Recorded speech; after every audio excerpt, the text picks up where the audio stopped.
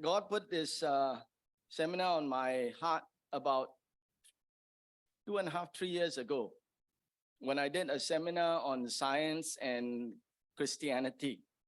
And I said, I would do a seminar on life after death. And that was 2.5 years ago. Because although he put it on my heart, I didn't know where to start. I didn't know how to do it. But nevertheless, we've come to this point. He reminded me again. And so I'm going to try to do it. Our seminar title is There Life After Death? And I think all of us are interested to know, because I think we have somebody who's either facing death or close to death, or we also need to know. Okay? Okay. So let's go on. Let me just do an intro to this subject. Why are we doing this subject? Okay. I think there's a saying, there's only one certainty in life, and that is death and taxes. Okay. Although if you don't have a job, you don't have to pay taxes. Okay. But if no matter what happens to you, you cannot run away from death. Sooner or later, you will face the issue of death. Okay. And it's not a nice subject. We Chinese people, I don't know about the Indian and other races, we don't like to talk about death because we call superstitious or pantang, because if you talk of death, death will come knocking at your door. And sometimes I think that has happened because I won't speculate, I don't know. It just seems that sometimes it does happen enough to make people worried. Okay, but I think God has put this on my heart because of a few reasons. And I want to name simply 5 of them. As you can see, my hair is not black anymore. It's getting white, but thank God it's not fallen off. Okay, but I'm part of this global silver tsunami. And these are people who are seniors whose life ahead is less than the life that they have lived already. And so there is this very real concern about health. There's very much concern about welfare. And of course, creeping somewhere in there is this concept of what happens after we die, right? And I guess also we live in a world that is in crisis. We've all heard about global warming. If we've not heard about it, we've felt it. The weather is getting hotter and hotter and hotter. The more it gets hotter, the more you want to turn on the aircon. The more you turn on the aircon, the more the climate warms up. And so you see this temperature going up and up and up. And now, even though you're young, there is this possibility that life will not last very long. And I don't mean to be morbid, or I don't mean to sound negative and depressing. I'm actually a very happy person, Okay? But I think these are the realities of life. As much as we want to close our eyes and bury our heads in the sand, we cannot. Because it confronts us, it comes at us from so many angles. Of course, including all this is this issue of, the world is getting harder and harder. I woke up today and I just opened up my phone, and the first thing that hit me was that the suicide rates in Singapore has gone up. And part of it is not the old people, which also has increased, but more the young people. They've lost the sense of purpose and meaning. I will tell you why as we go along, okay? Okay, but we live in a world that's in crisis, not just global warming, pandemic and things like that. These things have been happening. We live in a world that's increasingly secular, meaning less of God. They don't care about God. They don't think they can know God, so they just take care of themselves. They trust in man to solve the problem, but as they read the newspaper and they hear the news, they realize that man is part of the problem and he's making it worse and worse and worse. But this is what secularism is all about. It's trusting in man and forsaking God. And so they focus on a material world. Man and technology and science has produced all these things that make life so much easier. I don't have to shout because I have the mic, right? I don't have to, I can do so many things because of technology. And so can you. Some of you can do better than me. But because of this, we've also developed this desire to have more and more and more and more. And the more you have, the happier it's supposed to be, but actually it doesn't happen. The more you have, the less you have. Maybe, you spend on things that you shouldn't spend, and you have less money in the bank for the more important things. You get stressed. This is a part and parcel of life, but this is what a life without God is all about. You substitute God, there's a big vacuum, and it needs to be filled. And the only thing that can fill it is the things that you like. And the more things you like, well, materialism takes over. Okay? It's only what you see, what you can touch, what you can acquire that becomes meaningful. And after a while, that is even not good enough. Then you go for thrills, like going down this to see the Titanic, and that's it. Life is over. I don't think they ever thought it would end.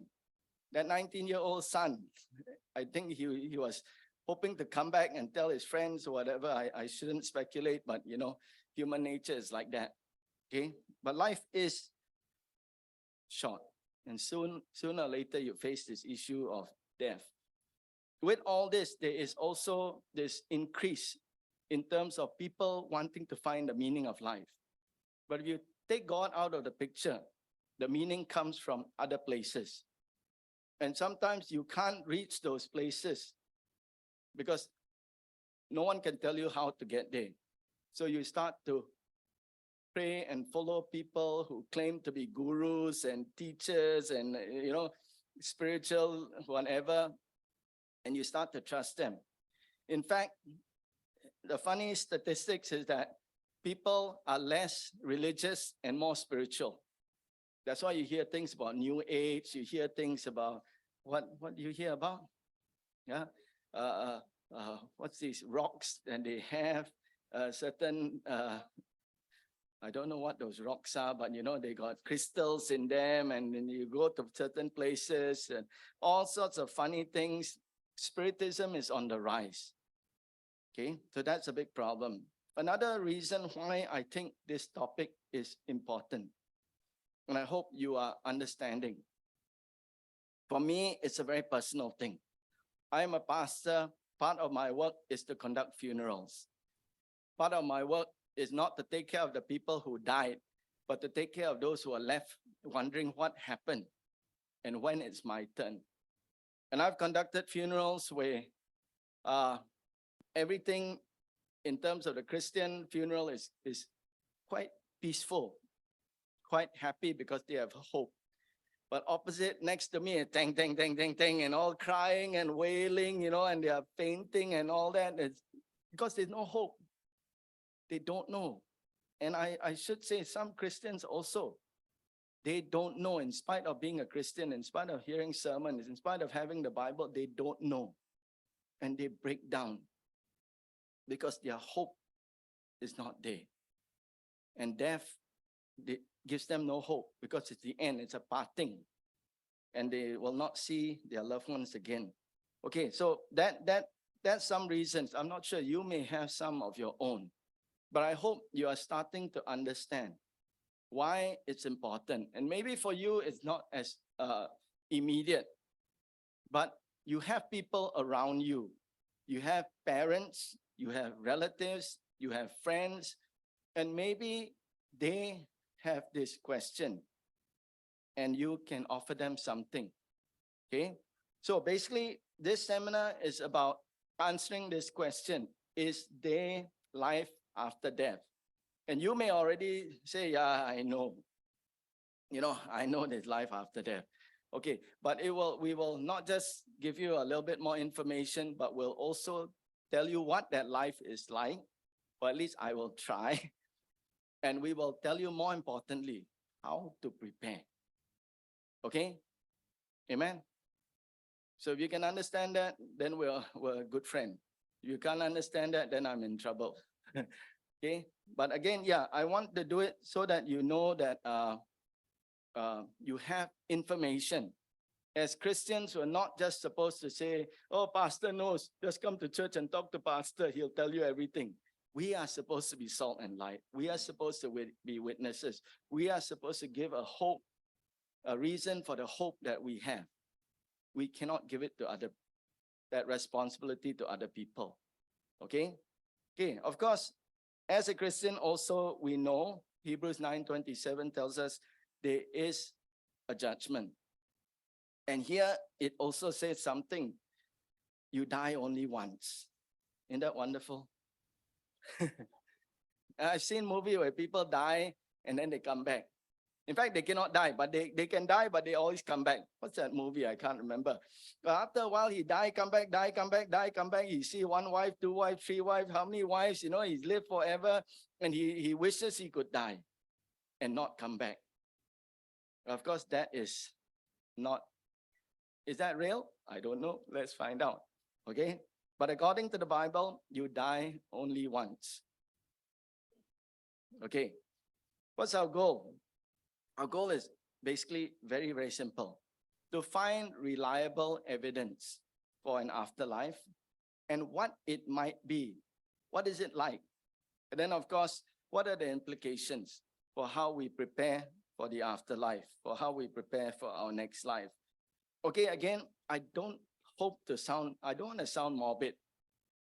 I want to say this with a smile, and I want to tell you, yes, I am a happy person because I know whom I believe in. And that's that joy I have, that even though my old man is decaying, I still know that there is something waiting for me on the other side. Okay? So that's the goal I have. That's the goal we all must have as Christians. And we want to find reliable evidence. Okay? Okay. But this is an area that is a little bit difficult in order to find so-called objective evidence. And so I want to take this quote to kind of help us to define our search or to expand our search. And this quote says by Bart Ehrman, the search for truth takes you where the evidence leads you, even if at first you don't want to go there. Okay? We're going to enter into places that maybe are familiar, but we've never looked at them from this angle. And when we look at them from the angle of whether it's true, whether it's factual, we are faced with a question. How do I know? How do I know? Okay? Okay, so that's what we're going to do. So that's the outline today. We're going to look at, this is the intro. We're going to look at some evidences and maybe signs that cue us into the fact that there is an afterlife.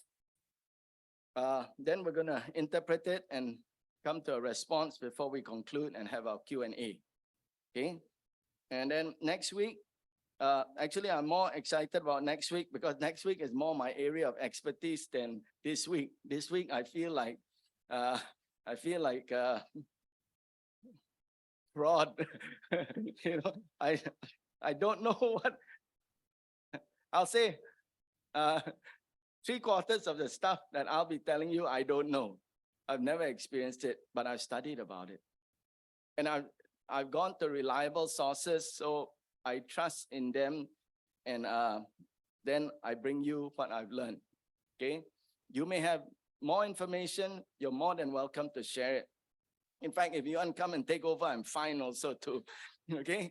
But if not, basically what I want to do is I want to tap on these things because I believe, like I shared, why this study is important, why I need to do this. Okay? And I hope that it will not just bless you, but it will bless other people. I wish I could tell you about next Sunday, but never mind, that's next Sunday. Okay? Okay, so this is what we're going to do. We're going to look at evidences today. And I need you to really listen. Okay? Okay, let me do a disclaimer. I told you, I'm not a scientist. I'm not a neurologist. I'm not cosmologist. I'm not anything of a philosopher or, some genius or anything. I'm simply a pastor who because of my relationship with God and because of my understanding of the Word of God, is able to look at the times, understand the times, the needs of the times, the challenges of the times. And like I said, all of you as Christians should be the same.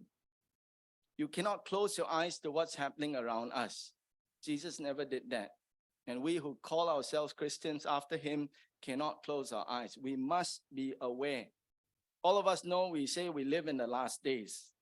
There are so many signs. It is undeniable. But are we living? How are we living? That's the most important thing. The Bible tells us we must live for others. Okay, we must be salt and light, and we must be Christ's representative, his ambassadors. And I want to challenge you, because I think as long as a Christian does not understand his or her purpose, his Christianity, her Christianity has no life, has no meaning. It's just coming in Sunday after Sunday. And after that, it's no more joy. And if you share the gospel with no joy, who wants to accept the gospel, right? But I can tell you this one thing. When you experience God, you don't have to worry about joy. That experience will carry you the rest of your Christian life. And okay, so this is my disclaimer. I'm not an expert. I don't know a lot of things. And you can ask questions and I will tell you honestly, I don't know, but this is what I've read. This is what I've understood. And if anyone can share, then we pool our knowledge together. If we cannot come to an answer, maybe I can go and look for it. You can look for it. Or maybe you can also go for yourself and find the answers. Because I think these are important in the times we live in. Okay, so and of the children of Issachar, which were men that had understanding of the times, to know what Israel ought to do. We must understand the times and know what we should do. Okay, so we're going to look at a few evidences. And sorry that your notes look like, they were washed and all the information got washed off except a few lines. If I put so many things in the notes, I think I'll have to print a lot of notes. Okay, but I want you more to listen than anything else. Because you may not get the small parts. And I may not be very good at giving you the small parts, but I hope we can get the big picture. And that's the more important thing. Okay, so let's look for evidence. Okay, I want you all to become detectives. We look for evidence. What are the things we look for? We look for signs. How do you know there is an afterlife? There must be certain signs, right? There must be certain clues. We look for those clues. We interpret those clues. And if there are enough clues, we can put together, we can get some sort of case to say that, yes, what these signs point to are very possible, if not very real. Okay? So the first sign we'll look at, the first order of signs is this thing I call an ontological evidence. Okay? Okay. We'll look at human civilization and culture, and we'll look at religions of the world. Those are the first two ontological signs. And you're probably wondering, what do I mean by ontological? Okay, so this is where you come in. You got a phone? I'm going to let you play with your phone. Go and find out Google or whatever, Bing or whatever you want. Go and find out, type in ontological and tell me what it says. Go ahead, don't look at me, it's not on my face, okay? But go ahead and do that. I know it's 3:30. It's a nice time to fall to sleep. So, and my voice is very soothing. So, the more I speak, the more like rubbing you and making you want to sleep. So let's get engaged. Okay. Look at your phone. Look for not ontological, not oncological. Okay. Then you'll lead to cancer and all that, which I don't want. Okay. Look for ontological. And what does it say? Okay. Yum, yum, yum, yum, yum, yum. I hear a lot. Okay, have you found out something? Okay, good. Now you're starting to get it for yourself. But let me show you what I have found. Okay. If you look for this word ontological, You have first a definition of or relating to ontology, which is the branch of metaphysics that studies the nature of existence or being of such. Metaphysical. You know what's physical, right? Physical, what I can see and what I can touch. Metaphysical is what I cannot see and cannot touch. When I say, I love you, you can see me say it, but you cannot tell whether I really love you, although I said love. So how do you know that I really love you? There are certain signs. I give you my seat. I open the door for you. When you got no food, I give you my food. When you're hot, I fan you. Or something like that, you know? But if the opposite happens, when you're hot, I ask you to fan me. But I say because I love you very much and I want you to get exercise also while you fan me. That's not love, right? Okay, so you know what I'm talking about. There are certain things that you can know because of sight and touch and senses. There are certain things that are beyond your senses. These are metaphysical. And these you have are not that they are not real, but they belong to a whole area of study that is not accessible to ordinary science. Okay, you know what I mean? Like that issue of love. Can you show me 1 kilogram of love? You cannot. But how do you tell when a person loves you? You look at the signs. Some of the signs is the behavior. The behavior, from the behavior, you can know whether they love you and probably how much they love you, right?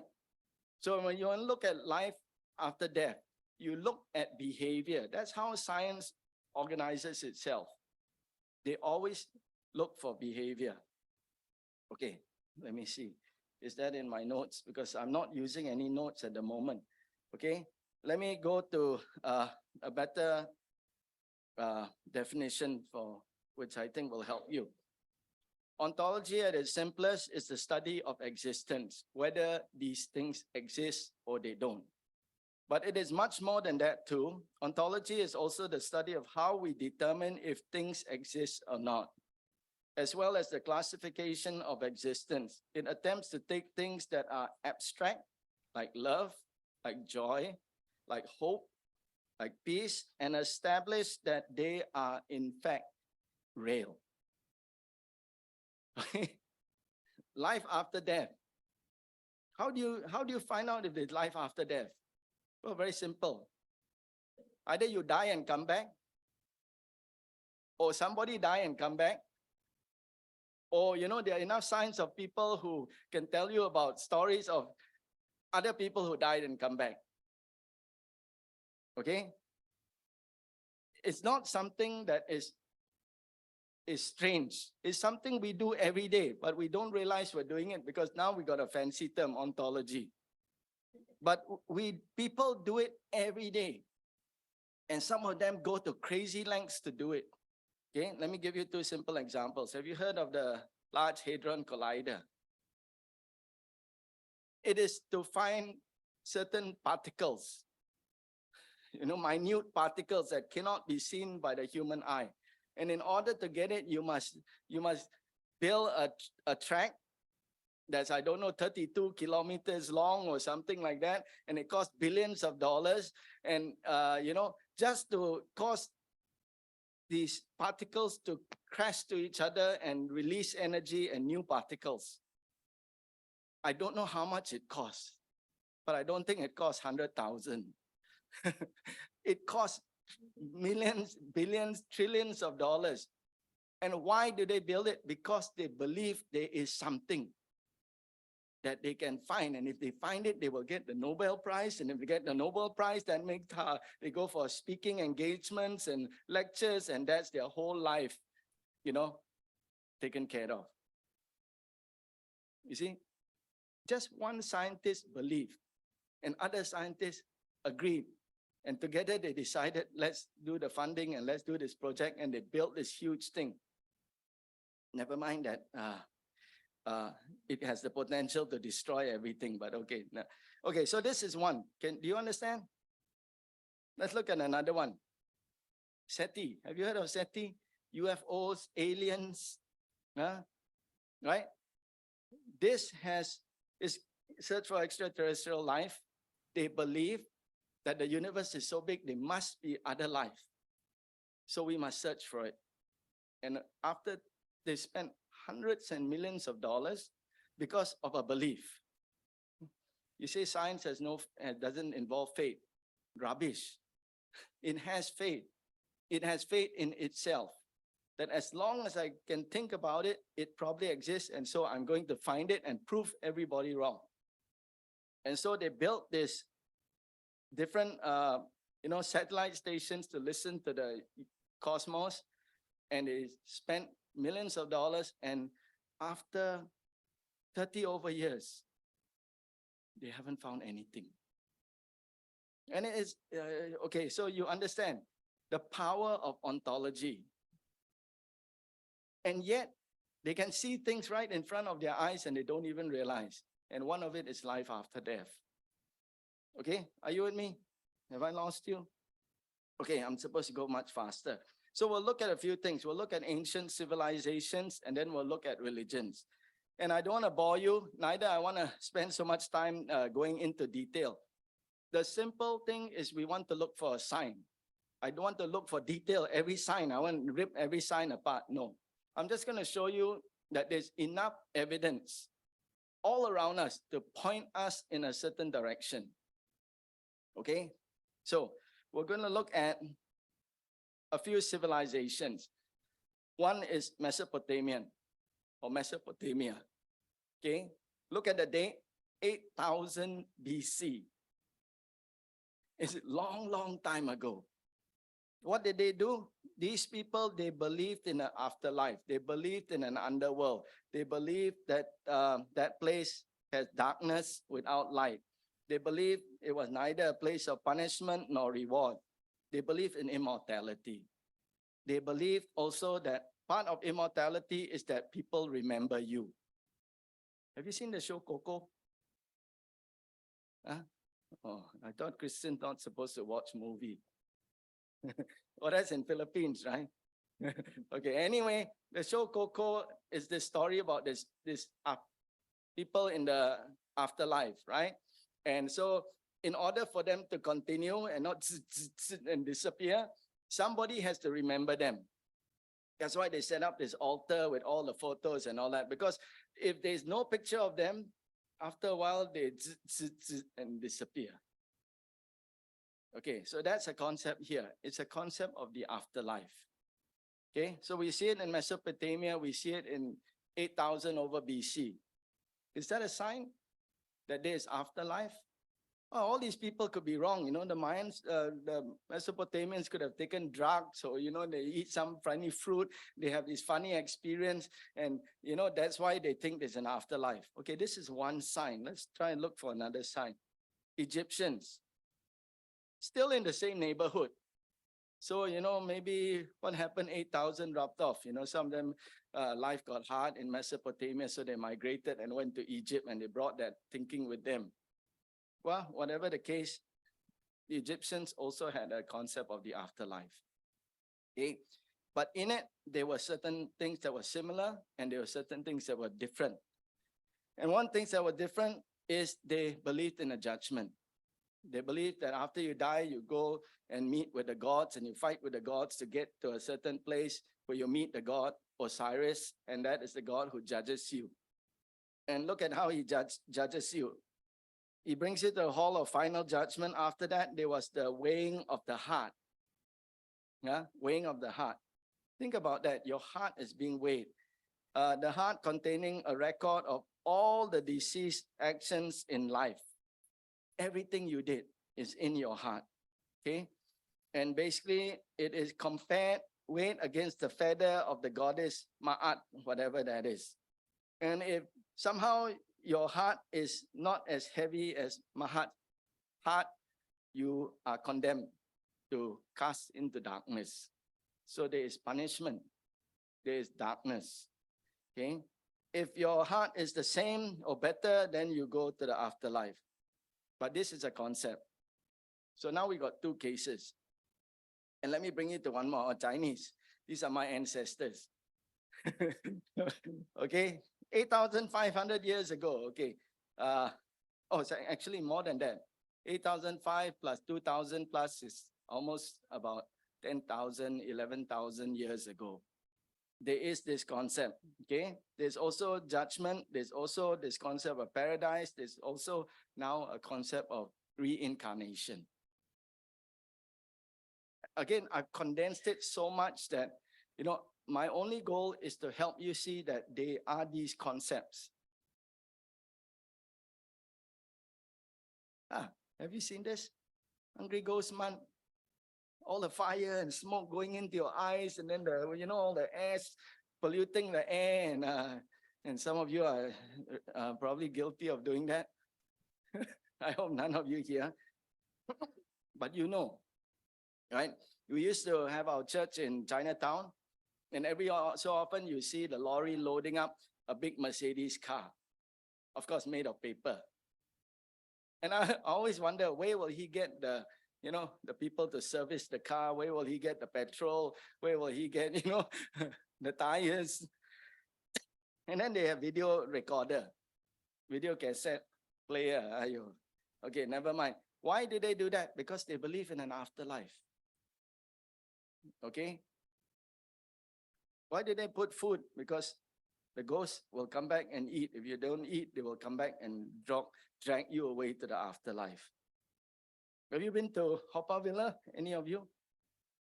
Yeah, okay. Very nice place, right? Scare the daylights out of you. When I was a kid and I was naughty, my mom would bring me to Haw Par Villa and tell me, yeah, what will happen to you? Pull out your tongue, stamp your tongue, cut your stomach. Okay, don't well behave.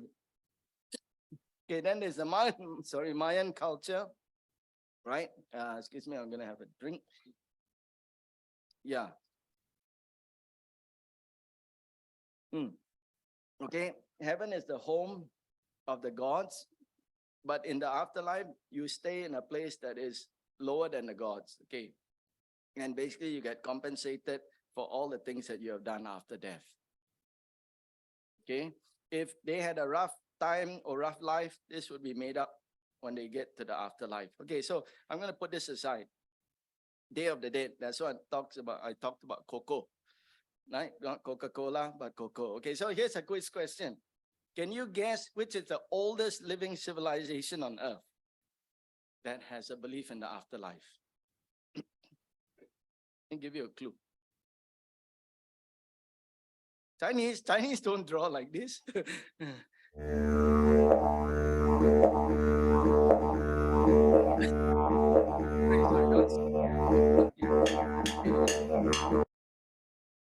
Okay, the oldest civilization actually is the Aborigines, and they are still around. They have a concept of the afterlife. Look at what it says. A person's soul or spirit is believed to continue on after our physical form has passed away through death. After the death, an Aboriginal person and their spirit returns to dream time. Not they fall to sleep, they go to a place called dream time, okay? And after that, spending a time there, they return as either a human or a rock, an animal, or a plant. Oh, that's quite sad. But that's the concept of reincarnation.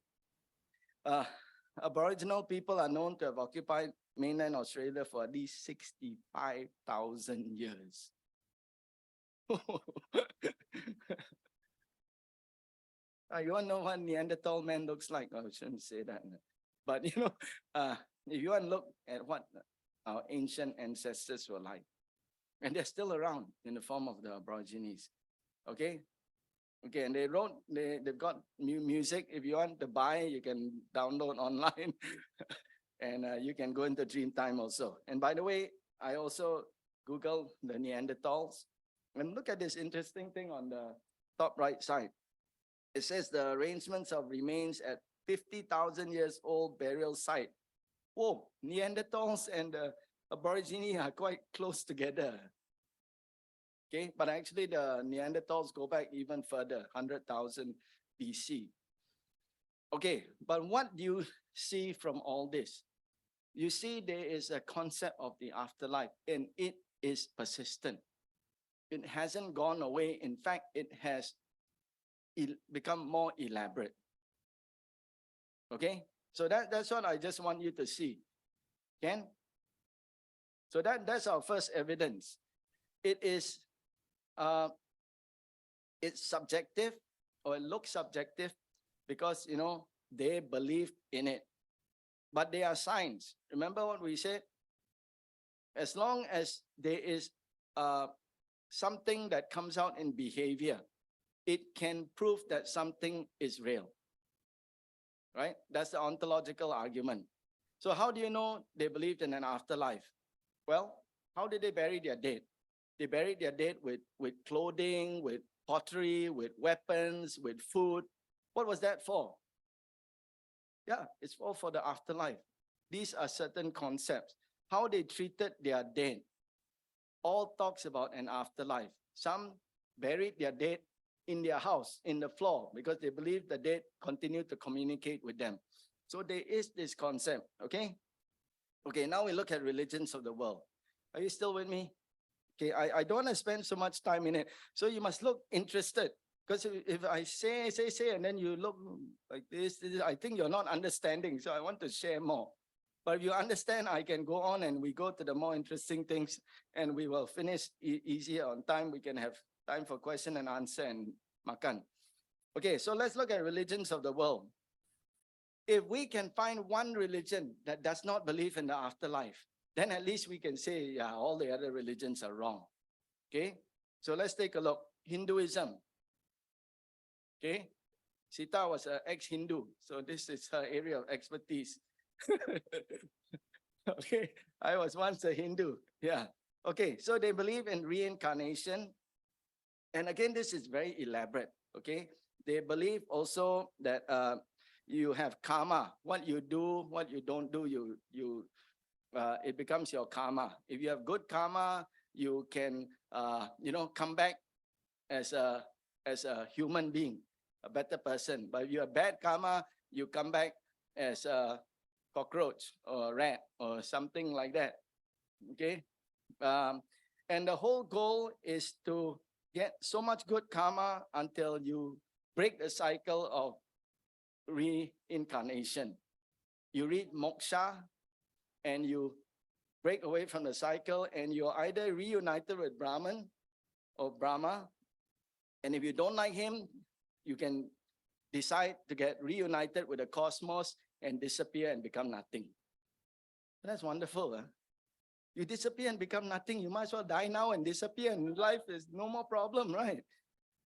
But nobody wants to do that because some concepts of the afterlife are a little bit hard to believe in. I believe that any concept should be reasonable and should be somehow correlating to life right now. Because life right now is a picture of what life will be later. Okay. Out of my work as a pastor, I also counsel people who want to get married. So I always say to them, what your boyfriend, girlfriend do for you now will tell you how they will treat you later. Does that make sense? If they beat you now, guess what? When you're married, they'll beat you even more. So don't get married to these people. But somehow people still like beating and they get married. And then I got a new problem. Okay, but you see, what am I saying to you? What is true in the afterlife must also be true in the present. Okay, there must be this connection. Okay, so Hinduism, Judaism, interestingly, that gave rise to Christianity and even the Islamic faith, does not have a well-defined concept of afterlife because their focus is not on the afterlife. Their focus is how to live now, how to honor God now. Okay, and if you do that properly, you follow God's instructions, you will get into the world to come. That is a promise. Okay, they don't talk so much about it, but basically, it's also concepts of judgment. It's also concepts of there's a place called Sheol or Gehenna, and that is where the soul is supposed to go. It's an intermediate state, and it goes And in that sense, it waits for judgment. And those who are righteous or right with God go into the world to come. Those who are not, then bye-bye. Go swimming, burn, burn, burn, that sort of thing. Okay. There is a form that is very current, contemporary today. Actually, among those who are in Hollywood, the celebrities and people like that, called Kabbalah. It's a new form of Judaism that believes in reincarnation. But this is modern Judaism. It's not the old Judaism. So please make a distinction, okay? These are people who interpret the scripture according to the times. They believe that religion evolves, so things must evolve. But if things are true, they don't need to change, even though times have changed, right? Okay, so I can tell by your faces, you understand what I'm saying, so I'm moving on. Buddhism, reincarnation. After that, you reach nirvana, okay? And after that, you also become nothing. Very interesting. Okay, let's go on. But the concept is here. There is an afterlife and you get reincarnated. Okay, are you with me so far? Okay, part of some of it is that you get reincarnated and you get sucked into the universe.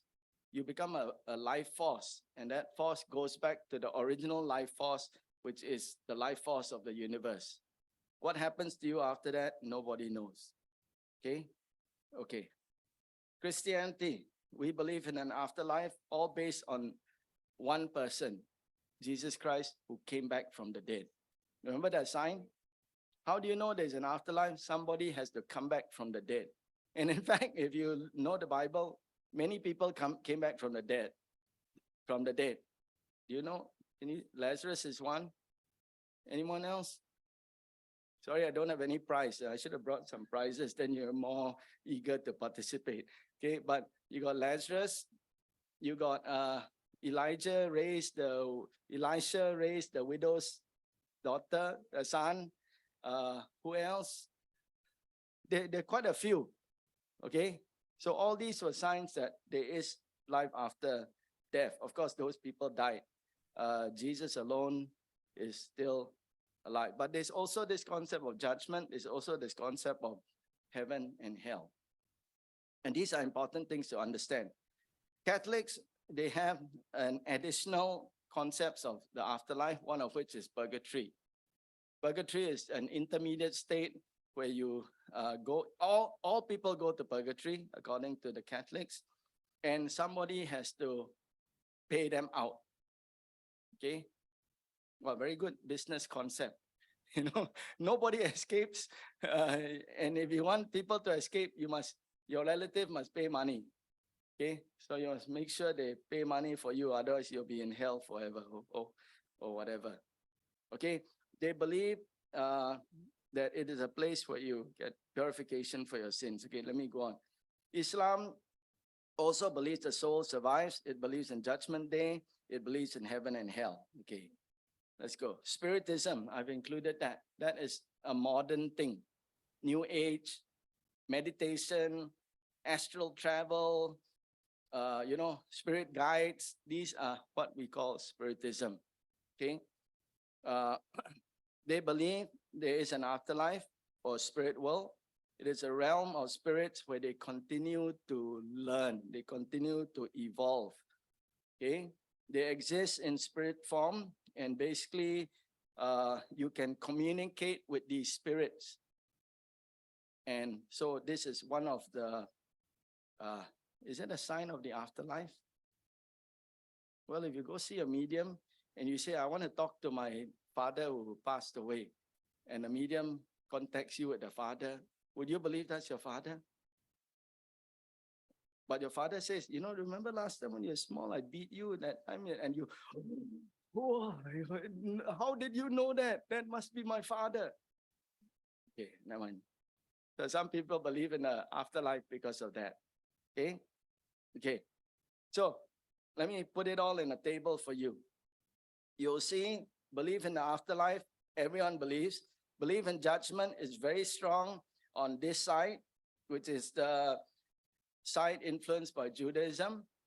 But the side that is less believing is in this side, the ones that came out of Buddhism, Hinduism, Taoism, that sort of thing. Okay, again, you see also as you go below, this thing of karma, reincarnation is not so much in the Judeo-Christian religion, but it's very prevalent in the humanistic religions. Okay, do you know what's the difference between religion and what is religion? Religion is man's attempt to find God. So they invent these things about the God that they then hope to find. Then they invent ways to find that God. What do I mean by invent? Invent means it is very subjective. If somebody comes to me and I'm one of these Eastern priests or something like that, they say, what do I do to get to heaven? I will say, well, if you can give me $1,000, I'll pray for you and you get to heaven. And you give me $1,000 and you're quite happy until you meet another priest. Then the priest says, you want to go to heaven? And you say, yeah, I talked to that priest. He said, I can go to heaven. I gave him 1,000. Oh no, 1,000, of course. You think your soul is so little? You must pay 1 million. It becomes very subjective, but that's what religion is. It's man's way of trying to reach God. Okay, I don't want to put down religion, sorry, but truth is such that it must tally with life. Okay, at least that's my understanding of truth. It must apply to all phases of your life. If it doesn't, you have the right to question it. If I say to you, oh, you must do whatever I tell you, don't ask me why. God told me, you must do this. Then you're stuck. If I believe I must do something that I know is not true. If I don't believe, what happens if it's true? Then I kena hamtam. I don't go to heaven. So you live in fear. And to me, that's not, love is not supposed to be fearful. Okay, but okay, that's very simplistic, okay? But I hope you understand. So now we've looked at civilizations, cultures, we've looked at religions. And the basic thing we get is that everyone has a concept of afterlife. Of course, these things are pretty much subjective. Okay, what time is it? 5 o'clock. Okay, let me go on. How would you go about proving the afterlife? Okay, I said this already. Somebody returned from the dead, scientific evidence to support an afterlife, somebody returned from a previous life, or somebody communicated with somebody who is dead but still alive. Okay, these are some of the signs. There are, of course, other signs. Some signs, when people die, they suddenly a moth that comes to the, the wake.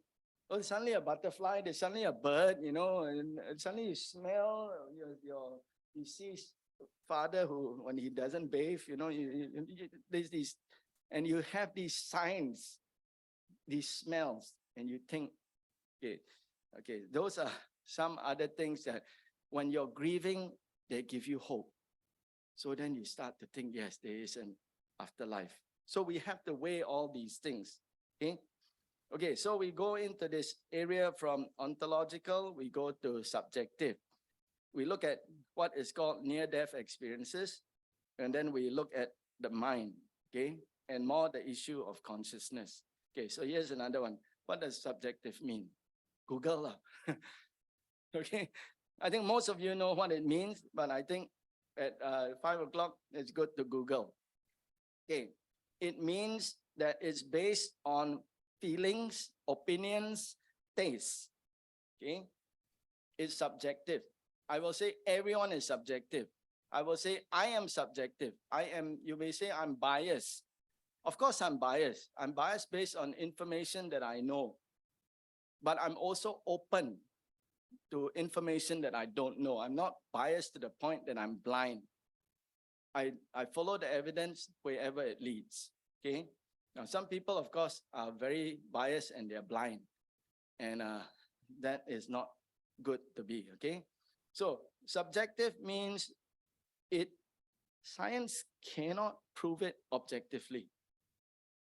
Facts and figures. Because it's all, you cannot tell whether the person really had this experience. Because you were not there. There's no proof or anything, or at least the proof is not very easy to come to. But let me say it this way.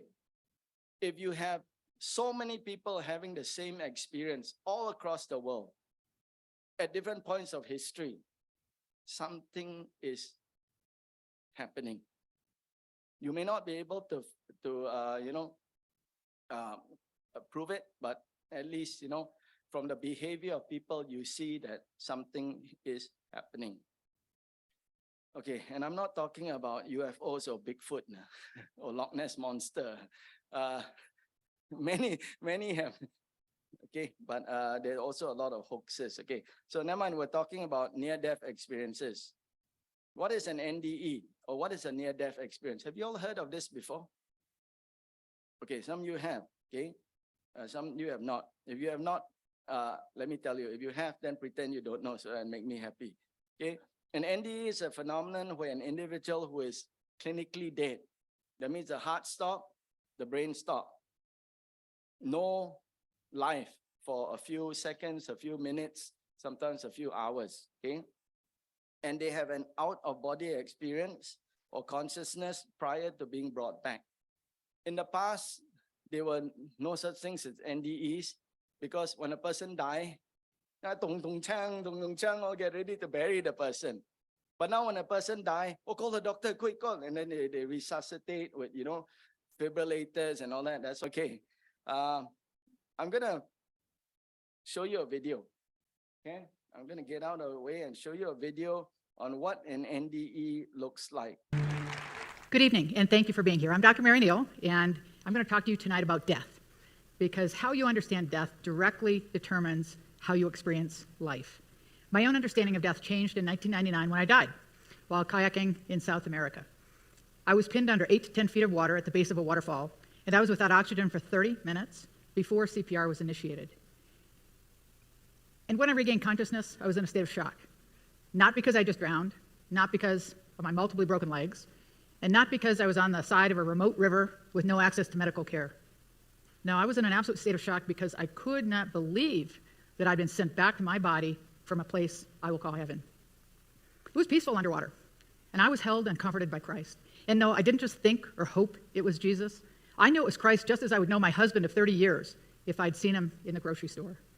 And I was taken through a life review that had little to do with judgment and everything to do with understanding and compassion and grace. And I was shown the beauty that came out of every heartbreak, every challenge, and every disappointment of my life.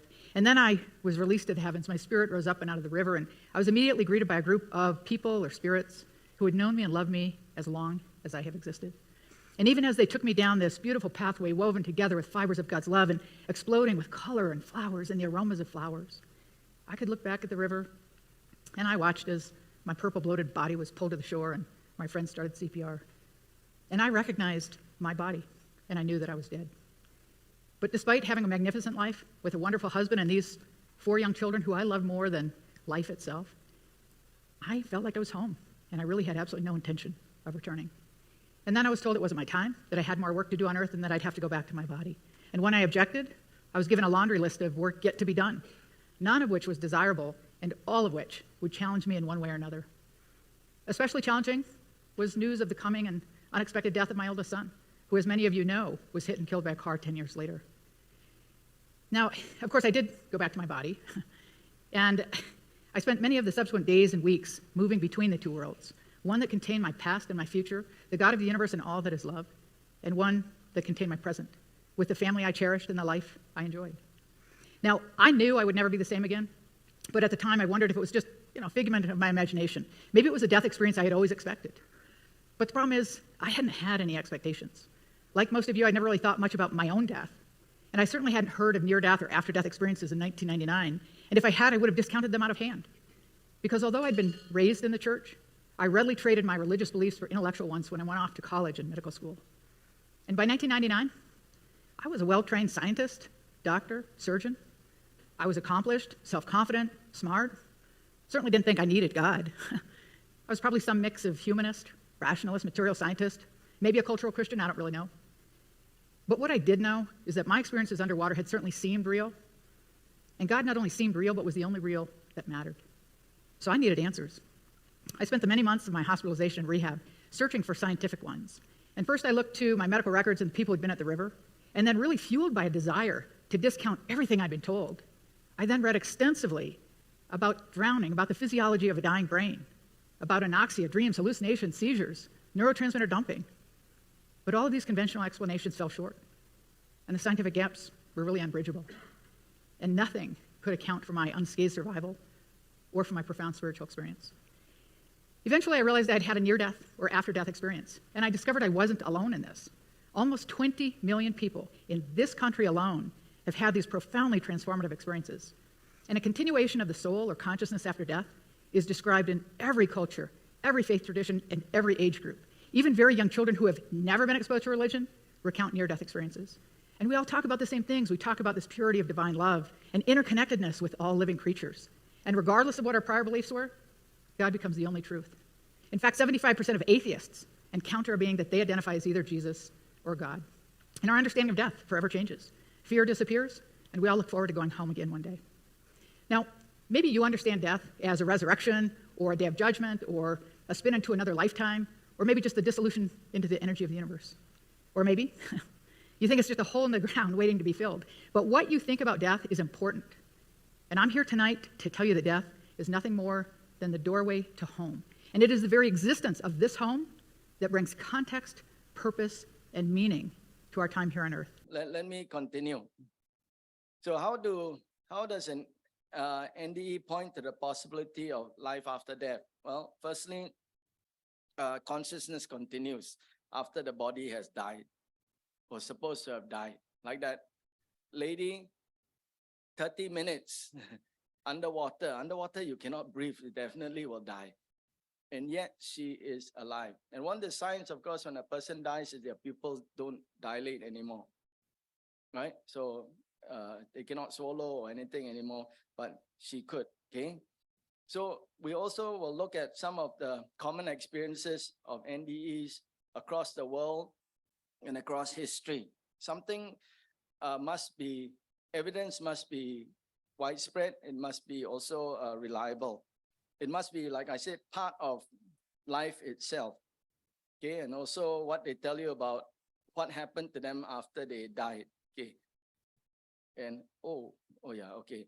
How reliable are NDEs? Okay, we have statistics. NDE was a term that was coined in 1975 by a guy called Dr. Raymond Moody. But prior to that, they were cases already. They just didn't have a term for it. 1975, they gave a term, but people had been studying it. One of which, if you look at the University of Virginia in US, there's a bunch of people who have been studying NDEs. If you look, and in France, there's a guy the US guy is called Bruce Greyson. I don't need to tell you all this, you go and Google, you'll find it. Okay, if you need to, I'll tell you later. But basically, they've been doing studies for more than 50 years. So they've documented cases, many cases. I think all put together is easily about 8,000 cases of people who have had NDEs. Okay, so you see some of the statistics they came up with. 95% of world cultures mention NDEs. Okay, 12% to 21% of cardiac arrest people who are resuscitated experience NDEs. Okay, the rest saw nothing. So some of them, they just were resuscitated, they saw nothing. Some of them died, buried. So you don't know whether they had an NDE or no NDE because they died. Okay, because you will see in the NDE, they come to a certain point, and either at that point they hear you have to go back, or they might hear something else. We don't know what that something else, because if they went on, they are not back, so we cannot find out. Okay, 5% of normal people will experience NDEs, some multiple times. Okay, let me not explain that right now, maybe later. Earlier records, Pliny the Elder, 1st century, Plato, 4th century, Socrates, 5th century, so on. Serious scientific studies, like I said, 1975, but more than 40 plus 50 years. So it is not just, spark in the pan, flash in the pan, they call it. It's something that has been happening, but maybe nobody took note of it. Why? Because the scientific community, like the doctor said, they don't want to talk about it because it goes into the realm of metaphysical, spiritual, and scientists are not supposed to be spiritual. So they ignore it. They just, hallucination, mumbo jumbo, whatever. Okay. We in Singapore also had an NDE. I don't know who this lady is, but her name is Susan Shin. Okay, she's a lawyer, and this is what she said, right? She said, I saw myself lying on bed, unable to move or speak. A man appeared by my side. This is actually an NDE. He did not seem overtly threatening in any way, but something in me sensed that he was good. He told me that if I wanted to move or speak, all I would have to do was to follow him. I demanded that he leave me alone, but he would not go away over and over. I repeated this. I also prayed, and after a while, he disappeared. Okay, so there was also an NDE. By the way, most NDEs are positive. Okay, but there are some that are negative. But it's interesting to note that most are positive. And I'll just say it to you because I'm trying to follow evidence. I believe in the Bible that says that Jesus is the only way, and it's only by Jesus that you get saved. And yet there are people who are not Christian who had a very positive NDE. Some of them subsequently became Christians because one of the people they met in the NDE was Jesus. Okay? And you see enough of these to make you, we don't understand everything. I think that's a height of arrogance or deception when we say we know everything. But we have enough to then be able to accept certain, broaden our horizons or push our boundaries a little bit. The Bible does talk about if you have a faith of a mustard seed, or if you confess Jesus with that faith of a mustard seed. It could be when you were in Sunday school. It could be when your friend told you about it. You had that faith, but after that, you lived a certain way and, everybody thought no hope for you. But that's if you depend on yourself. But if you depended on God at any one point on your life, who knows, that could have. God is a God of grace. He's not a God that's out to beat you up. Okay, anyway. Okay, so let's look at some of the characteristics of positive NDEs. You want to try to guess what they are? Okay, never mind. For sake of time, there's a tunnel of light. A lot of them go through this thing called a tunnel of light. They meet a being, a superior being, a being they associate with God. There's an out-of-body experience. There's a altered time perception where they have what is number 11, a panoramic life review. That means they see their life from beginning to end. Some see even before they were born. And it happens so fast because there's no time or space. They see everything. And they go to an environment, an earthly environment that's beautiful. They sense this unconditional love, which is what she's talking about. They were complete peace. Her body was stuck. The people around were panicking, but she was totally, hey, cool it, I'm still here. You know, they experience this thing where they say they are more alive than they've ever been. And it is what she said, you know, she is dead, but she felt so alive. Everything just suddenly felt so wonderful. Colors were brighter, sounds were clearer. In fact, there were things that she'd never heard before, never seen before, but she could now sense it. Okay. There was joy.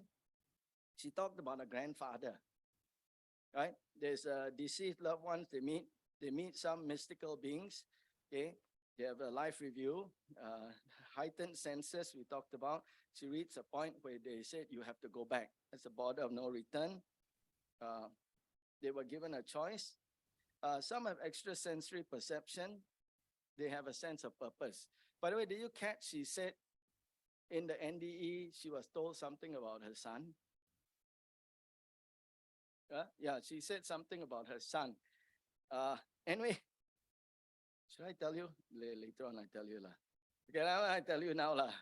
Okay, basically in the NDE, she was told that her son would die by the age of 18, before his 18th birthday. Wow, so it was tough for her because she came back with that knowledge. And you know, well, to tell a cut a long story short, the son actually died. He went for a skiing holiday with his friends, and a car lost control, skidded. He pushed his friend away and he got hit and he died. But for her, there's no sense of loss because she knows that although it's tragic and he's no more physically there, which affects her and the whole family, she knows that he's okay. And one day she will see him again. You know, so yeah, let me go on. There's a sense of connectedness. They just feel that they are connected to everyone else. People who complain a lot suddenly don't complain because they suddenly realize there's nothing to complain about. Life is so wonderful. Everything is, God is in control or things like that. They have impossible knowledge, like what I told you about the sun. Some of them have a heavenly tour. There's a guy who is in Korea. He had an NDE and he floated out of his body. And after a while, he decided to go for a flyby, you know. So he floated up to the sky. He saw a Korean Airlines plane. So he went in and he saw all the passengers. He went through the walkway, the aisle, and then he came back down. He went to some other places and then he came back. I don't know how true that is, but that was made in Korea. Okay. Anyway, future knowledge and others. So there are many other things, but one of the most significant things about an NDE is they come back transformed. It's so real to them that it changes them. And a lot of times they're not interested in, if they've been doing business and everything's about profit, getting ahead, you know, being the top rat and all that, suddenly they lose all that desire.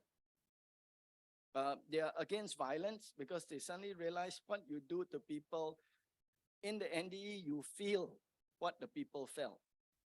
I guess this guy who was shown in his NDE that this man running into the road in front of his car and he had to jam his brake and he started scolding the guy.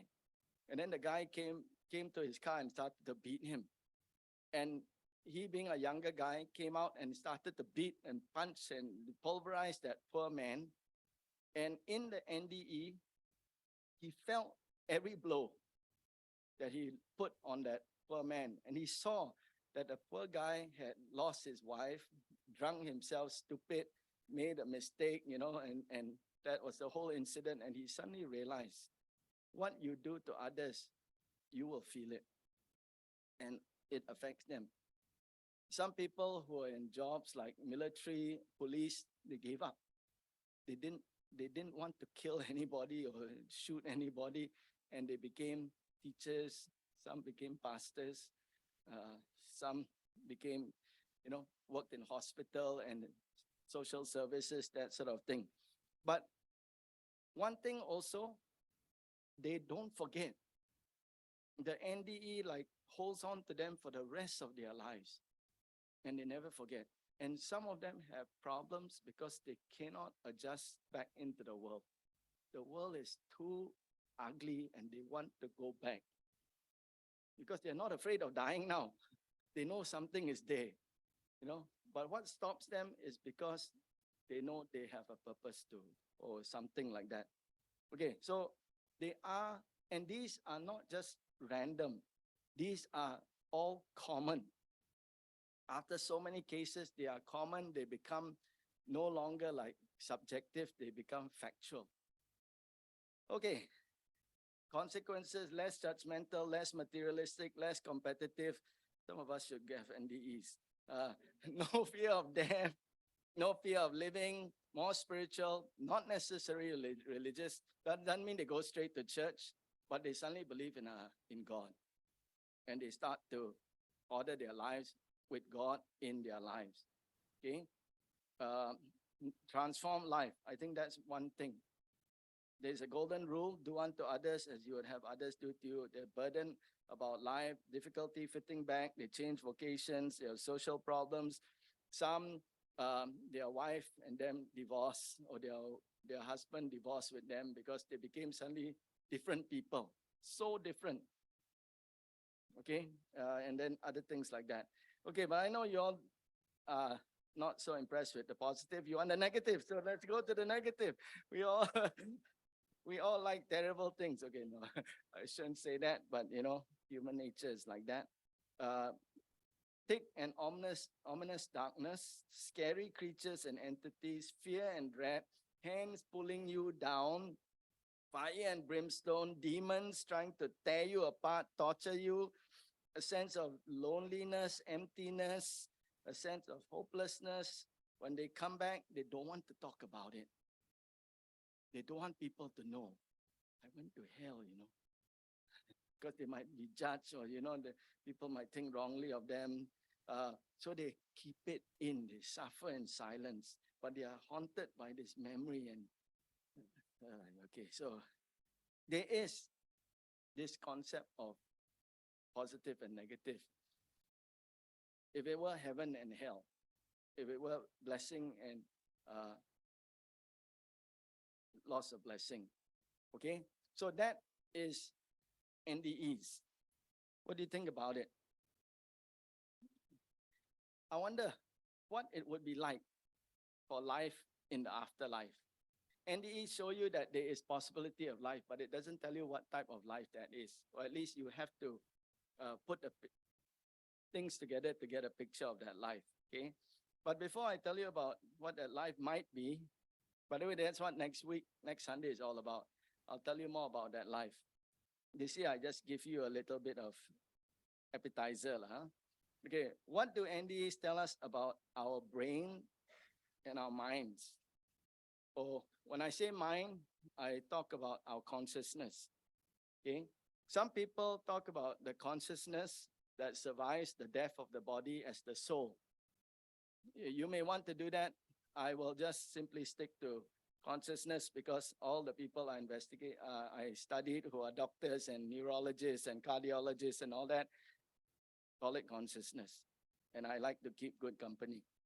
Okay? And so, yeah, afterlife.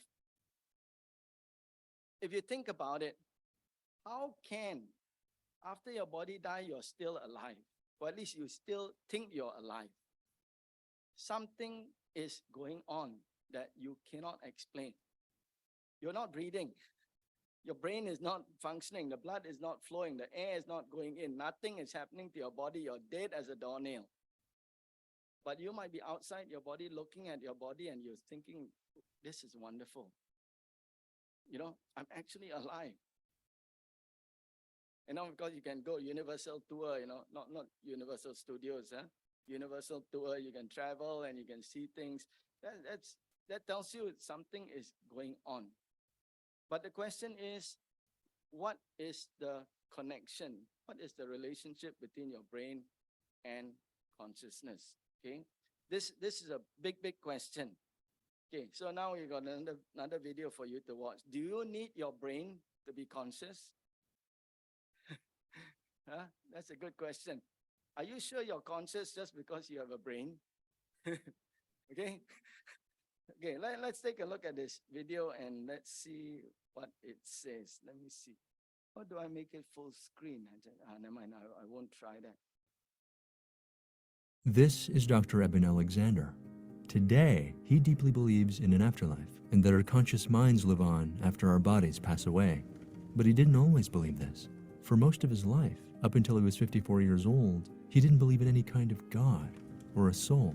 He was a neurosurgeon who spent 15 years as an associate professor at Harvard Medical School. After operating on countless patients, he came to believe that the brain is really just a kind of machine, and that when the brain dies, everything about who you are disappears along with it. This is a worldview often called materialism, and it's a mechanical vision of the universe and our place within it. For Dr. Eben Alexander, this left no room for a soul or for any kind of consciousness that survives after we die. But all this changed after a terrifying brain infection put him into a coma. In his book, Proof of Heaven, A Neurosurgeon's Journey into the Afterlife, he describes how bacteria attacked his brain, completely shutting down some of the most important functions we think of as making us human. The real mystery is that our current scientific understanding of the brain tells us that Eben shouldn't have been able to perceive anything at all, and yet somehow he had the most real and vivid experience of his life. A near-death experience that revealed to him that death isn't the end, that there are higher states of being, as well as vast and incredible worlds beyond this one. This is the story of a man who crossed over into a world so real that it makes the one we're living in now seem like a dream by comparison. On November 10th, 2008, Dr. Eben Alexander went to bed with an unusual pain in his back.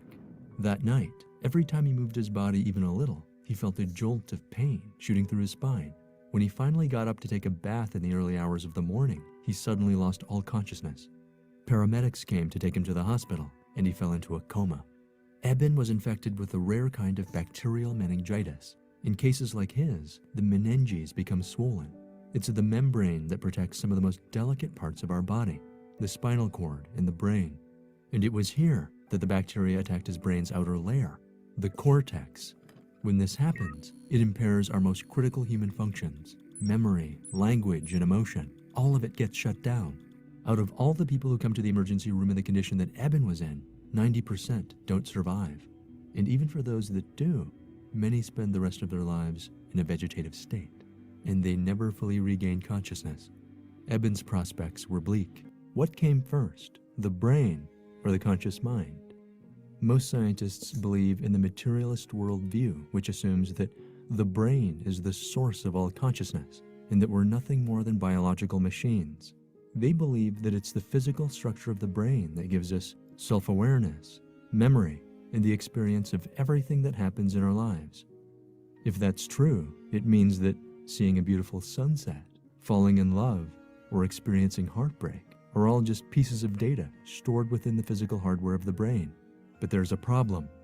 If the physical brain is what creates consciousness, then how do we account for the fact that people have had incredibly vivid near-death experiences at precisely the point where their brains shouldn't have been working at all? To understand this, we have to look at a completely different view of the brain and consider that maybe the materialist view has it backwards. What if the brain isn't the source of consciousness at all? What if the brain is actually a filter that receives thoughts from our higher consciousness and then collapses it into the limited physical experience we have here on Earth? In other words, our brains have to filter out huge parts of our reality so that it can focus on the things it needs to survive.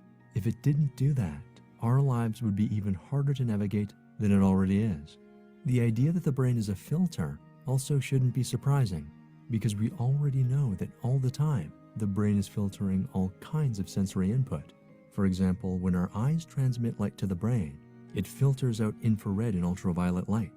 What we end up seeing is just a visible part of a huge and infinite light spectrum. And when the brain's filter breaks down, like it does during near-death experiences, people report seeing all kinds of extraordinary things, like seeing vibrant and brilliant colors they've never seen before, meeting loved ones who've passed on, and traveling to other worlds. It's here that we begin to realize that there's a mind outside of the brain, a higher consciousness that perceives all the mysterious ways in which everything's connected. It's exactly at this place where Dr. Eben Alexander found himself in the world of his near-death experience. Eben went over all of his medical records, which were carefully recorded from the very beginning. His own CT scans showed that his brain cavity was swollen with pus. Medical notes from his doctors confirmed that none of them expected him to survive, and even if he did, he'd never be able to function on his own. Everything he learned as a neurosurgeon told him that it should have been impossible for him to have the kind of experience he did. Looking back, he's sure of one thing. The place he visited was absolutely real, more real than anything we encounter here on Earth. But even Eben admits that he's not more special than anyone else. What he does have is a unique perspective that allows him to bridge the worlds of science and rationality with the world of the divine. And so now, as we face a critical time in our history, what we need most of all is to regain more of our higher consciousness, the sense that we're all part of the same divinity, that there's a true spiritual self that each of us is destined to find again.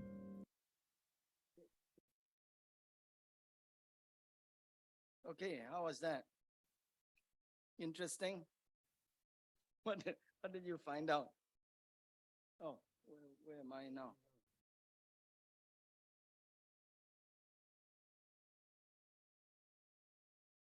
Okay, I'm gonna kind of finish off.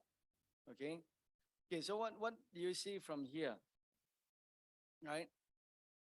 Your brain and your consciousness, how are they connected? We're not too sure. There's a suggestion that your consciousness, naturally you think it's connected to your brain, right? If I knock you very hard on the head, suddenly you gong, you cannot remember anything. You know, you have amnesia. So of course, it doesn't mean I knock you on your leg, you'll forget. But I knock your head, something's happened. So obviously your consciousness is connected to your brain. If you drink too much, you get drunk, you act stupid, you know, things like that. If you scan your brain while you're doing certain activities, certain parts of your brain light up. That are common to everyone. So there is a connection.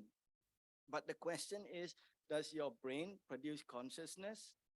Or is somehow your brain and consciousness linked? Okay. So the question is, does brain cause consciousness? Okay, I don't want to lose you, and I don't want to get too deep into this. But the basic suggestion is three things. Okay. What do you mean by consciousness? First of all, is your awareness of who you are and everything around you. You're conscious of everything. Okay. Traditional view is your consciousness is in your brain, but this is challenged by the NDE. Okay. And it's a challenge to materialistic science that believes that the brain and produces consciousness, but NDEs tell you that when your brain is dead, consciousness still continues. Okay, so what is the correlation? Basically three things. One, the brain produces consciousness just like the chicken produces the egg. Okay. By the way, which comes first, the chicken or the egg? The problem is solved. The chicken comes first. You know why? When God created the world, he didn't make egg. He made chicken. Okay, so that's enough. Okay, I'm quite happy with that one. Okay. Brain, NDEs tell you the brain does not produce consciousness because dead brain still conscious. So could it be that consciousness is outside of the brain and somehow influencing the brain? The brain is like a TV, okay? When you turn on the TV, you see a picture. Is the picture inside from the TV? No, it comes from a broadcasting station, right?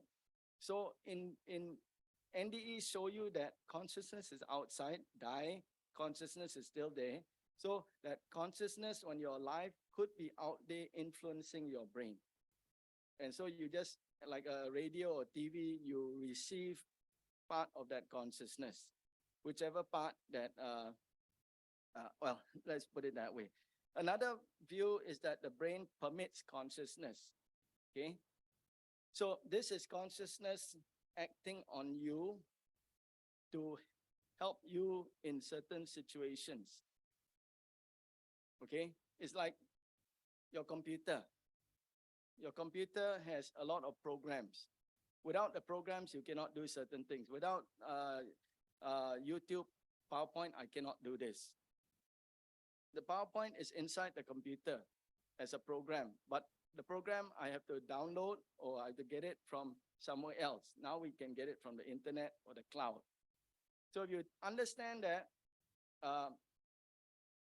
the brain, the consciousness gives you the stuff that you need in order to survive. The brain filters the things that it needs from the consciousness to survive. Let me give you a simple experiment. If you're listening to my voice and you're concentrating on my voice, do you hear the aircon? But now I tell you, you suddenly hear the aircon, but just now you didn't hear the aircon, you know? Maybe you didn't hear something at the back because you were totally focused on me. How come you can focus like that? Because the brain focuses so much that it closes off all other voices, right? If you hear all the sound you think you can concentrate, you cannot. Some of us try to cheat. We play music while we study, so it help us concentrate on at least two things. But I have a friend who studied while playing music. Exam, when he was trying under stress, all he could hear was the song that he was playing. Okay, so never mind, that's for free. Okay, so these are some of the concepts, the theories of what's the relationship between the brain and consciousness. Okay, you're wondering where I'm going with this. Okay, let me just go a little bit more. And yeah, we need question and answers. Okay, there are cases where there is really somebody with no brain. And please don't tell people you no brain, you gundu brain. But there is this case where this person literally had no brain, no cortex, no cerebellum, nothing, but only the top of his spine. And he had an IQ of 126, and he was a mathematics major in university. So a book came out that, do we really need a brain? Because this guy had no brain and he could function. This lady had, woman of 24 found to have no cerebellum. I'm not sure what the cerebellum is for, but it's an important part. At least what we learn when we study in science. And yet this person didn't have it and still could function. There's a situation where the brain is diseased, okay? And there's a term of a phenomenon that happens to a person who has dementia. That person can be lost all memory, doesn't know who you are, doesn't know where they are. They just, like my mom, okay? But just before they die, and it's recorded, these cases are all recorded, suddenly they get full consciousness. And they'll say things, hello, how are you? Did you miss me? Or where's this person, that person? They become very lucid as though they suddenly, the switch was turned back on. And then afterwards, 1 week or a few days, they die. And if medical science will say these things, they can't explain, so it must have been just some funny thing. But if they interviewed people who work in hospitals with people dying, they interviewed people in hospices, and this was very common. The nurses, all that, they know about it. It's just that who listens to the nurse? They all listen to the doctor, and doctor tell the nurse, don't talk nonsense, I'm a doctor, so you want your job or not? Okay. So it's all been under wraps, but now that they're doing the research, all these people are coming out and they're realizing it's so common. Where is the consciousness coming from? Their brain is diseased, it doesn't function anymore. How come there's consciousness? It didn't come from the brain. It couldn't have come from the brain. Like this guy, he had a 1% chance of survival, and yet he came back. And it's amazing, he came back and he became normal. The lady who died, she came back, she became normal. There's so many cases of people who were sick to the point there was no medical hope, cancer and all that, and they came back, they became normal. I might want to get an NDE. By the way, the NDEs don't just happen to people after they get cardiac arrest. You can have similar experiences by taking drugs, and I'm not asking you to take drugs. You know, they do experiments. So there's a drug called LSD that causes you to trip out and you go into this fairyland and blah, blah, blah. You have certain experiences similar to NDEs, but actually they're not similar. The NDEs transform your life so much that you're not the same anymore. The NDEs are very, very clear and very specific, whereas when you go into this dream state by drugs or chemicals or something, tomorrow after hangover finish, you forget and you go for the next fix. So there are certain experiences. There are experiences where people are in an accident, you know, they're injured so badly, suddenly they come out of their body and they have an NDE. There are situations where people are drowning and they come out of their body like that one, except they survive. There's a case where a lady was being raped, and to keep her sanity or whatever, her body just popped out. And she saw what was happening, but she was at peace. You know, so there are cases that happen to people who, and why do I say that? It's because people want to say, oh, NDs are not true, but it's true of even other areas of society. Okay, never mind, that's enough. This is terminal lucidity. Suddenly the person can have a conversation. Okay, you've heard of the cloud? Yeah, we load things onto the cloud. I hope you don't do this. Now we're doing cloud storage. What if the cloud was like your consciousness? But instead of throwing things up, you're pulling things down. So they are starting to investigate this. Okay, so here's 3 theories of consciousness. And with this, I will wrap up. Okay, there's panpsychism, which the materialistic scientists hold to, which simply means that everything is conscious. You see the chair there? They believe the chair is conscious. They believe the rock is conscious. They believe the tree is conscious. And some, probably the tree is conscious, but the rock, the table, the spoon, I don't think those things are conscious. Okay, so that's one view. Another view is cosmos psychism, which means the cosmos, the universe is conscious. Okay, that's why when you die, you get sucked back into the universe. That's what some believe. So the universe is conscious. But for a view that considers God, you realize that God is the ultimate consciousness. That's why in the NDEs, they have this God-like figure and all that. So I think if the most logical explanation, if you follow the evidence, is that this universal consciousness, this ultimate consciousness, is actually pointing to not something, but someone. Okay? And I would like to answer that with quantum physics or quantum mechanics, but I think I'll skip all that. So this is what kind of it looks like. Okay? Okay. You have us and the earth conscious. You have the cosmos, which might be conscious. But what if it is God? Instead of everything has God in it, that's why it's conscious. How about God reaches down and gives consciousness to whatever needs to, to function. God created, so God breathed into people and they became a living being. He didn't breathe into the rock, he breathed into organisms, and those things become conscious, and that consciousness comes from God. At least that's what the Christian understanding is. Okay? And to be honest with you, quantum mechanics actually supports that. Okay? And I'm not going to pretend I know quantum mechanics, but I think I know a little bit better now. Quantum mechanics actually came about in 1950s. And it basically blew everything apart in terms of materialistic science. Okay? And I always, do you want me to explain? Oh, never mind.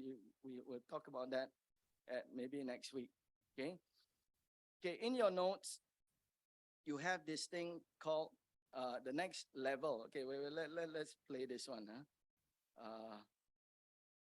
When you die, you become a force. You become nothing, or maybe you become a spooky spirit, dismembered, floating around, and you can communicate. I believe you become a new person. And I'm going to tell you more about that next week. Okay? But science is shifting. Science is starting to see that consciousness is not what they envision it to be. It is something else. And it points to a life that is beyond the present life. Okay, but this is science, materialistic science, claims that some form consciousness persists after your body dies and decays, basically rubbish. Once your body dies, your body dies. That's what it says. These are materialistic scientists. This is the majority of scientists. It becomes not a fact, it becomes a religion, basically. That's why it's called scientism. It's the unquestionable belief that mechanistic, materialistic worldview, which works well with technology, can provide an answer for everything. And if it can't, then that thing does not exist. Okay?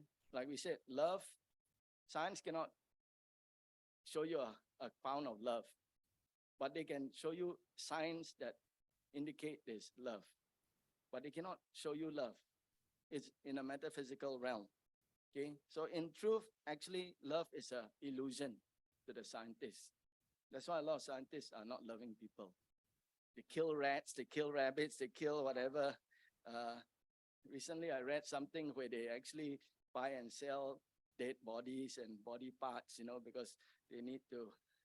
Here's a typical view that's espoused by materialists. He says there's simply no polite way to tell people they've dedicated their lives to an illusion. This guy is David Bennett. He's a philosopher. And to him, consciousness is an illusion. But that's interesting because somebody counted and said, in order for it to be an illusion, you must have consciousness to recognize that it's an illusion. So actually, he's talking rubbish. Do you understand? Right? You'll get it in a while, okay? But basically, for me to say something doesn't believe, I have to be here to say it. Okay? Okay, so he said it and he defends it like it's gospel truth, they said. Okay, and that's where you get this thing of the multiverse. Okay? That basically, how did I get to this? This has to do with quantum mechanics, sorry. Quantum mechanics says that basically there are so many probabilities. Do you know what quantum mechanics is? Can I bring you through a very simple explanation, or at least I think it's simple? Okay. It all has to do with this thing called the double slit experiment. Okay? So basically there's a hole, two holes, and there's a board behind. When you shoot something, and I'm sure you've shot things through a hole, if there's a hole here and I shoot, where will the object I shoot land? According to the direction, the trajectory, right? It should hit the wall. But according to this double slit experiment, it can hit over there. Sometimes it can hit over here. And sometimes it'll hit here. That's why you get this thing called an interference pattern. Okay. Go home and try. Okay, shoot through a hole and see whether it goes straight or goes this way. Likely it will go straight. Okay. But if you bring it down to the level of very small particles, electrons, neutrons, protons, then you get this funny phenomenon where instead of just here, it goes every way. And so they came up with this. Okay, it's called probability distribution. What it tells you is that the likelihood of where the electron is depends on this wave. Okay, confused? Not confused yet. Okay, let me backtrack to this point. They used to believe that everything was made out of atoms, which is true. All matter is made out of atoms. The smallest part of an atom is electron, or there's even smaller parts. But okay, let's say an electron. They used to believe an electron was a single thing that occupied a single place in time and space. Okay, but with this double slit experiment, they suddenly realized, the electron is not behaving like the electron we think it's supposed to be. So we have to change our thinking. And because of this probability pattern, the electron can be at different places at the same time. Okay? So it's not just a particle, it's a wave. But this wave concept is not a real concept, it's a mathematical understanding. Okay, yeah, that's why it becomes crazy, because normal science does not know how a particle can change into a wave. And they have this thing called a measurement problem. Okay, and the measurement problem is this: as long as you don't measure, it is a wave. But the minute you measure, it becomes a particle. What does that mean? Okay, anyway, you're confused enough, so I won't confuse you too much, except to say that this particle can be at different places at the same time. And that's why it's called superposition. Well, I sound so smart now, but I'm actually not sure even what I'm talking about. Okay, but okay, I'm just giving you the gist of it. And the thing that happens to these two particles is they have the same properties. Okay, and here's the funny part. Because it's a wave, and when two waves entangle somehow, they share the same properties, even though each point can be an opposite ends of the universe. And if you know the universe is something like, I don't know how many trillion, billion, or what, light years apart. So within this wave, there are probabilities that the particle can be any way. And that's why, because there's so many probabilities, there must be so many particles. And if there's so many particles, then there must be not just one universe where we can see it, but there must be many universes. And that's how they came up with this thing called the multi-universe theory. Are you with me? Okay, you don't look like you're convinced, but too bad. That's what quantum physics is, okay? So they came up with this thing called the multiverse. But I think most of us are more acquainted with this version of the multiverse. Okay? But this is what is talking about. I told you that consciousness is actually universal. And the only thing that can be universal and at the same time be good, be powerful, be loving, which you see in the NDE, can only be God. So actually, quantum mechanics, which is what I'm trying to do here, when I put this, quantum mechanics actually supports the existence of God, or the possibility of the existence of God. And science does not like it. But you see, it's natural. God, who made the world, connects the world back to him. And no matter what, all roads lead back to God. Basically, what I wanted to show you that there is life after death. The question is, how do we know, and how do we really know? We have all the evidence, we have some signs. How do we really know? And that's where I want to propose to you that the only way you can know is by correlating all these signs with something that mentions all these signs, or a large part of these signs. And I can tell you that the only thing I understand that does that is the Bible. And I'm going to show you what it is. And I'm going to show you what the Bible says about your life after you die. And I think it will be quite interesting for you. Okay, so let me quote this last one. Numerous undeniable subjective experiences amounting to objective fact cannot be ignored, but must be understood, and that's what science does or should do. But science must recognize its limits and that it is treading on unfamiliar ground and moving into a realm where its age-old methods will have to change and adapt in order to make any significant progress. Okay, so I hope you get an understanding. It's already 6:10. We're supposed to go to 6:30, but I'm just going to open it for maybe some questions. If you have questions, I would love to try to answer them.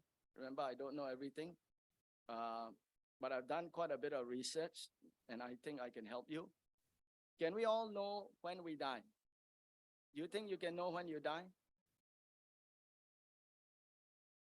You may roughly know, because you're sick, the doctor tells you, and so and so. But you know, besides NDEs, there are these things called ELEs. Oh, not PIECTE. Okay, ELE is end of life experiences. This is a term they coined to describe things that they experience in hospices and hospitals, where before a person dies, some entity, usually is a deceased loved one, comes and tells them, your time is up, I'm waiting for you, I'm coming for you. So, yeah, you can, but I don't know how you qualify to be one of the can people, nobody knows. Okay, so that's one question. Thank you for asking. Let's go to the next one. What type of body will we have when we die? After you die, you tell me, okay? So that's the answer. No. Well, if you look at religion, it tells you you won't have a body, you'll become a force. One says you become nothing. One says you become a spirit. I don't know which one. But I believe from the NDEs, you see that the person becomes more real, more new, more alive than alive. The personality sticks with the person. They can recognize their deceived loved one. So that means there is some personality that lives on. Okay? And let me share this with you from a biblical point of view. When you die, you don't fully die. When the last trumpet sounds, there's a flash. In the twinkling of an eye, you will be transformed and you'll get your new body. It doesn't say you become new. It says you will get a new body. You'll be upgraded. You'll be version 1.3.0, whatever you want to be, but basically you become something better. We must understand that concept because sin has made us less than what we're supposed to be in terms of God's design. When he made Adam, Adam could name all the animals. I don't know how many animals were at that time, but he named them all. Can you imagine naming a horse an elephant, or a pig a rat, and a rat a pig? Somehow the names seem to fit very well. Okay, but that's conditioning. Okay, but yeah, you become something better than what you are. God's original design. Okay, will you have a physical body? Come back next week. Okay, will you recognize yourself? Like I said, yes, I think probably you will. Based on the NDEs, you'll have personality, you can fully alive. Okay, never mind. What are some of the arguments against NDEs? And these are where the materialist scientists come in. Well, they say you lack of oxygen to the brain. Okay, if I start choking you, will you be, oh, no problem, choke me, I'm at peace? No. If you're drowning, will you be at peace? No. When you have lack of oxygen, hypoxia, your body is crying out for oxygen. You are in panic mode. And yet these people, NDEs, lack of oxygen, no oxygen, they are not in panic mode, they are in peace. So it does not really tally. Some say it's hallucination, but hallucinations don't change you. these people with NDs, they are permanently changed. Okay? So there are other theories. Like I said, yeah, fighter pilot, migraine, headache, epilepsy, they also can give you the sense of highs. But again, you forget them. They're not very distinct, very vivid. They are vague. They are, you cannot really define them very well. Whereas the ND is very clear. Some say it's, there's this period of sleep, wake, where you just go to sleep, but you're not fully asleep. The real sleep happens at REM, rapid eye movement time, right? That's when you're really asleep. Of course, we tell when people snore, then you know they're really asleep, okay? But it is in between these two stages that this thing can come out. And I think somehow they realize that, no, when you're dead, you're not in between sleep, you are dead. So it's very different, okay? So, yeah, some other things. Some say it's wishful thinking. But if you're wishful thinking, how do you explain seeing hellish characters? Nobody wishes to see the devil. Nobody wishes to see demons get ripped apart, So, yeah, science tries to explain everything, but when you fully study it, and this is what the result of years and years of study, they say the data does not match all these things. Okay? Okay. Should Christians be buried or burned? Should Christians be buried or cremated? Have you ever had this problem? You know, because you've never had to face death in this sense. But this is a issue that splits some denominations. They believe that Christians should never be cremated. They should be buried. Why? Because God is, when Jesus comes back, he's going to raise your body from the ground. If there's no body to raise, it's been cremated, then how? So based on that understanding, they say that Christians should never cremate. You should bury. But they forget, in Singapore, you bury, 15 years later, you still got to dig out and cremate. So I don't know how to explain. They push that problem further down the road. But let me ask you a question. What do you think? Doesn't matter, right? Let me give you a Christian answer. Okay? Most of us are in error because we look at things from our point of view. But you look at 1 Thessalonians 4 verse 16, look at what it says. For the Lord himself will come down from heaven with a commanding shout, with the voice of the archangel and with a trumpet call. First, the Christians who have died will rise from the graves. Then together with them who are still alive and remain on the earth will be caught up. Okay? So, how did God create the world? He spoke. What do you think the commanding shout is about? I'm back! Probably not. Probably he'll, like he said to Lazarus, come forth. And Lazarus came forth. Okay, so do you get some understanding? And if that's not enough, look at Revelation 20 verse 13. It says the sea gave up the dead that were in it. What does that mean? What happens to you when you die in the sea? Okay, you sink to the ground, to the bottom of the sea, then all these kitty crawlies that we like to eat, the prawn and the crab and all that, eat your body. And then your body becomes part of the crab and the prawn. And then it gets eaten by another prawn or another crab or another fish. And then you become part of that and that and that and that and that and that. How to bring you back?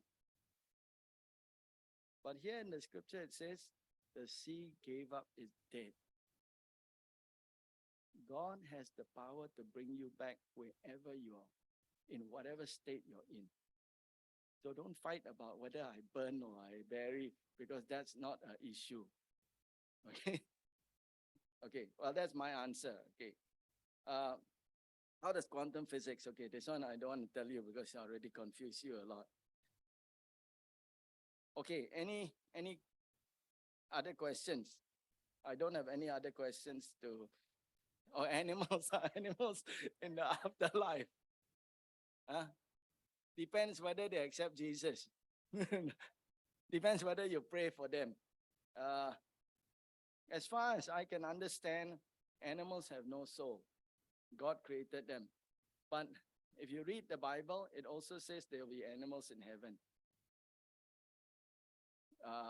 So yeah, whether it's your pet, I don't know. That one I cannot tell you because that's beyond my understanding. But basically, there will be animals in heaven. Okay? Okay, so that's it. Any other questions? Okay, thank you so much. Let's close. Really, thanks for enduring this talk. I hope it's been a little bit entertaining. I believe it's very important because, like I said, yeah, the times are such that we have to be very aware of what's going to happen, okay, so that we can do something about it, so that we can help other people to understand. The good thing, I think, is God, there used to be a saying, you'll be surprised who you see in heaven, and you'll be more surprised who you don't see, okay?